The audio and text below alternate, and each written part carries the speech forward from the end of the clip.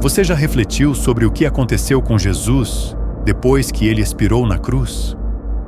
Muitos imaginam que a história de Cristo se encerrou com sua morte, um sacrifício que nos trouxe salvação. No entanto, há uma parte do relato bíblico que permanece envolta em mistério: a descida de Jesus ao mundo dos mortos. O que significa esse termo? Por que ele desceu ao lugar onde habitavam os falecidos?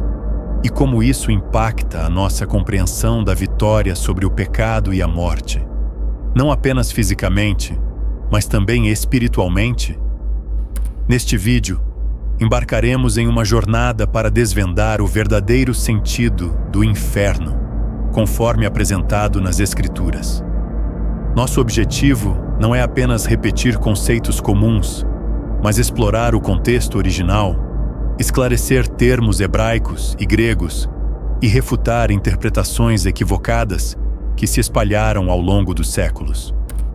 Ao compreender a real natureza de Sheol, Hades, Geena e o Lago de Fogo, poderemos perceber por que Jesus precisou descer até as profundezas, proclamando sua vitória e libertando aqueles que aguardavam a redenção. Através de uma abordagem simples e direta, começaremos definindo cada termo bíblico relacionado ao mundo dos mortos. Em seguida, desmontaremos 5 equívocos populares sobre o inferno, desde a ideia de que se trata do reino de Satanás, até a crença no purgatório, e mostraremos como tais visões podem distorcer o plano divino. Depois, entraremos no cerne do mistério. Apresentaremos as passagens-chaves que mostram a descida de Cristo, examinando trechos de 1 Pedro, Efésios e Colossenses, explicando o propósito de cada relato. Prepare-se para descobrir detalhes profundos e muitas vezes negligenciados. Se você busca respostas fundamentadas na Bíblia e deseja entender o plano de Deus para a salvação completa, este estudo será um guia essencial. Ao final, ficará claro que a vitória de Jesus não se limitou à ressurreição, mas começou quando ele desceu às trevas para anunciar a redenção. Vamos então dar os primeiros passos nesta viagem teológica, abrindo nossas mentes e corações para compreender a grandeza do amor de Cristo, que alcança todas as dimensões da realidade. Capítulo 1. Desvendando o conceito de inferno na Bíblia. Antes de explorar a descida de Jesus, é crucial entender como a Bíblia descreve o inferno em diferentes idiomas e contextos históricos. Nos textos originais, encontramos termos específicos que representam realidades distintas relacionadas ao pós-morte. O primeiro deles, Sheol, aparece no Antigo Testamento como o lugar onde todos os falecidos iam após a morte, sem distinção entre justos e ímpios. É uma morada de sombras, um espaço de espera temporário. Já no Novo Testamento, o termo Hades, ou Hades, em algumas traduções, traduz a ideia de Sheol, mas com uma nuance adicional. Hades apresenta uma divisão interna. De um lado, o seio de Abraão, lugar de consolo para os justos que esperavam a redenção prometida por Deus. Do outro, o inferno de tormentos, o espaço reservado para os ímpios, um lugar de sofrimento consciente. Essa distinção fica clara no relato do rico e Lázaro em Lucas 16, 29 a 31, onde Lázaro repousa no seio de Abraão, enquanto o rico enfrenta angústia e sede. Ademais, encontramos a palavra Geena, ou Geena de fogo, em várias passagens dos evangelhos de Mateus, Marcos e Lucas. Geena deriva do vale de Rinom, próximo a Jerusalém, onde se queimavam resíduos, entulhos e, em eras anteriores, ofertas pagãs. Tornou-se então uma metáfora para a punição eterna, um fogo inextinguível que consome de forma definitiva e lembra que a consequência do pecado é a separação completa de Deus. Jesus advertiu seus ouvintes, dizendo: "E se teu olho te escandalizar, arranca-o e lança-o para longe. Pois é melhor que se perca um dos teus membros do que o corpo todo seja lançado no inferno." Mateus 18:9. Por fim, o lago de fogo aparece em Apocalipse como o destino final e definitivo dos ímpios após o julgamento. Diferente de Hades, que é temporário até o juízo, o lago de fogo é a etapa final, onde morte e Hades são lançados. Apocalipse 20:14. Ali não há possibilidade de retorno ou redenção. É o fim permanente daqueles que rejeitaram a Deus. Dessa forma, vemos que a Bíblia descreve camadas distintas do mundo dos mortos. Sheol, Hades como locais de espera e separação inicial. Gena como símbolo de condenação. E o lago de fogo como destino final após o juízo. Compreender essas ideias é essencial para perceber por que o ministério de Cristo se estende além do túmulo. Conhecer o propósito de cada termo nos prepara para interpretar corretamente o movimento de Jesus ao descer às profundezas. No próximo capítulo, analisaremos interpretações equivocadas que surgiram em torno do inferno e refletiremos sobre como essas visões podem obscurecer a mensagem bíblica pura. Capítulo 2.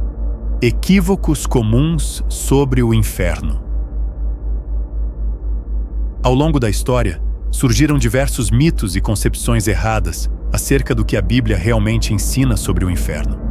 A seguir, apresentamos 5 dos equívocos mais difundidos. Mito 1: o inferno como reino de Satanás. Muitos imaginam que Satanás reina em um trono sombrio, comandando almas perdidas.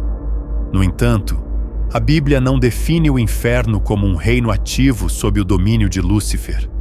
Pelo contrário, descreve o inferno como destinação de punição final para os rebeldes.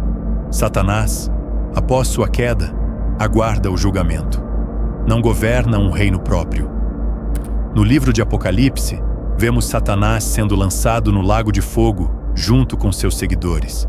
Apocalipse 20:10, provando que ele é prisioneiro ali, não Senhor. Mito 2: o inferno como lugar de festa para anjos caídos. Algumas tradições populares imaginam um cenário macabro em que demônios se divertem perpetuamente às custas dos condenados. Porém, as Escrituras mostram o contrário. As almas dos ímpios experimentam tormentos, angústia e choro e ranger de dentes. Mateus 8:12. Não há ideia de festa ou celebração para os seres caídos, mas sim a descrição de uma realidade de sofrimento consciente, que distingue o verdadeiro inferno das fantasias populares. Mito 3: purgatório como intermediário necessário. A noção de um purgatório, lugar de purificação temporária antes de alcançar o céu, é amplamente aceita em certas tradições cristãs. Entretanto, a Bíblia não menciona um estado intermediário onde as almas possam ser purificadas após a morte. O que encontramos são apenas 2 destinos eternos após o juízo: vida eterna para os que creem, ou condenação eterna para os que rejeitam. Mateus 25:46. A promessa de salvação em Cristo é completa, sem etapas adicionais após o falecimento. Mito 4: destino imediato ao céu ou ao inferno. Outra ideia equivocada é acreditar que, no exato momento da morte, a pessoa vai automaticamente para o céu ou para o inferno. Na visão bíblica, após o corpo morrer, a alma entra no Sheol, Hades, aguardando o julgamento final. Somente após a ressurreição e a consumação dos tempos, quando ocorrer o juízo, cada um será enviado ao destino eterno definitivo. Essa distinção enfatiza que existe um período de espera antes do destino final, algo que nem sempre é bem compreendido. Mito 5: Aniquilacionismo, desaparição total.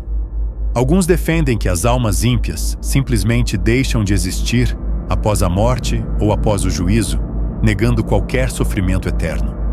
Contudo, as Escrituras falam de punir com eterna destruição, segundo Tessalonicenses 1:9, indicando que os ímpios enfrentarão uma forma de existência consciente em tormento.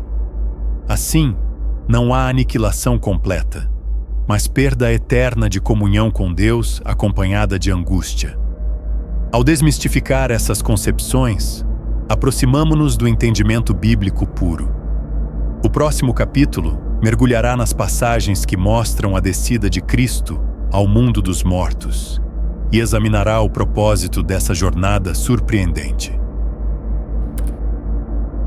Capítulo 3.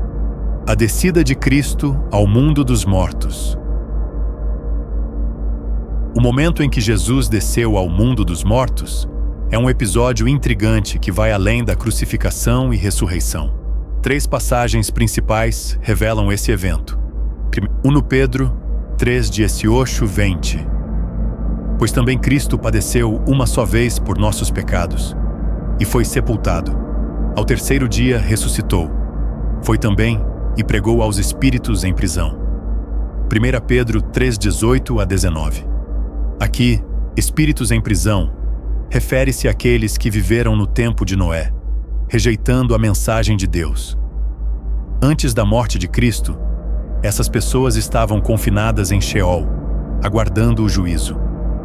Ao morrer fisicamente, Jesus desceu para aquele lugar e proclamou sua vitória, não oferecendo salvação àqueles que haviam resistido, mas a fim. Efésios 4:8-10. Portanto diz: subindo ao alto, levou cativo o cativeiro, deu dons aos homens. Ora, isto de que subiu, que é, senão que também desceu primeiro às partes inferiores da terra. F4:8-9. Paulo indica que Cristo desceu às partes mais baixas, correspondendo ao Sheol Hades, para libertar os justos que aguardavam a redenção, figuras como Abraão, Davi e Moisés. Esse ato demonstra a abrangência do poder de Cristo. Ele estendeu seu ministério ao além-túmulo, resgatando aqueles que estavam presos nas sombras da morte e conduzindo-os à presença de Deus. Colossenses 2:15. E despojando os principados e potestades, triunfou sobre eles na cruz. Coríntios 2:16. Ainda que essa passagem não cite explicitamente a descida, ensina que Cristo expôs publicamente a derrota das forças espirituais malignas.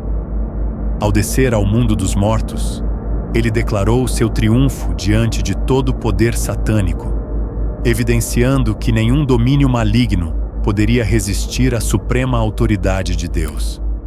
Essa proclamação foi um ato de triunfo que ecoou pelos corredores do além. Funções essenciais da descida: libertação dos justos.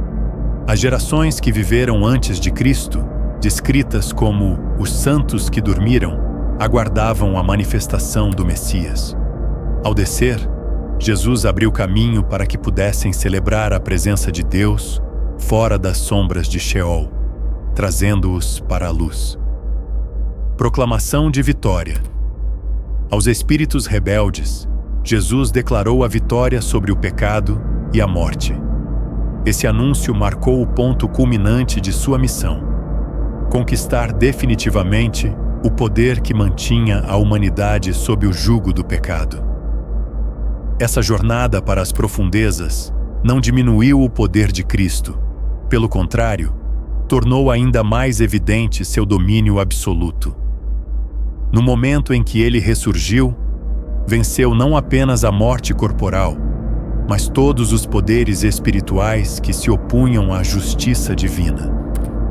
Sua ressurreição corpórea e sua ascensão gloriosa demonstram que nada pode deter a autoridade daquele que é Rei dos Reis. A descida de Jesus ao mundo dos mortos não foi um sinal de derrota, mas uma demonstração de autoridade absoluta. Ele não apenas morreu pelos nossos pecados, ele também atravessou as barreiras do Sheol para resgatar aqueles que esperavam a redenção e proclamou sua vitória definitiva sobre o mal. Ao ressurgir, trouxe consigo a promessa de vida eterna, inaugurando um novo tempo em que a morte não tem mais a última palavra. Refletir sobre esse evento nos leva a reconhecer que a salvação oferecida por Cristo alcança todas as dimensões da realidade, física e espiritual. Para quem encara o medo da morte ou questiona o futuro após o último suspiro, a Bíblia apresenta uma mensagem de esperança inabalável.